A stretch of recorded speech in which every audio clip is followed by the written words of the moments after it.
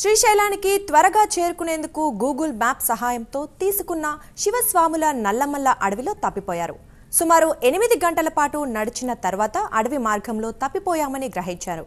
Phone signal దొరకగానే జిల్లా police యంత్రాంగానికి అటవీ శాఖ అధికారులకు సమాచారం అందించారు. దీంతో వెంటనే స్పందించిన కర్నూలు జిల్లా incharge SP Vikrant Patil, Atmakur DFO Saibaba ప్రత్యేక టీంను రంగంలోకి దించారు.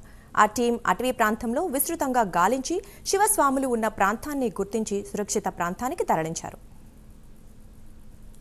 అటవీ శాఖ తరపున మా యొక్క విన్నపం ఏమంటే, ఈరోజు కొల్లాపూర్కు చెందినటువంటి కొంతమంది శివస్వాములు శ్రీశైలం పాదయాత్ర వెళ్ళే క్రమంలో వీళ్ళు దావ తప్పేసి ఏం చేసినారంటే ఫారెస్ట్లో వేరే చోట పోయి వీళ్ళు చాలా ఇబ్బంది పడినారు. రాత్రి దాదాపు 10 గంటల సమయం పట్టింది. మేము ఉదయం 10 గంటల నుంచి వీళ్ళు ఫారెస్ట్లో దావ తెలియక ఇబ్బంది పడినారు. ఈ టైంలో మేము వాళ్ళను చేరుకొని మళ్ళీ వీళ్ళను వెంకటాపురం గ్రామానికి చేర్చడం జరుగుతూ ఉంది. కాబట్టి దయచేసి స్వాములు శివస్వాములు అంతా కూడా ఒకటే ఆలోచించండి.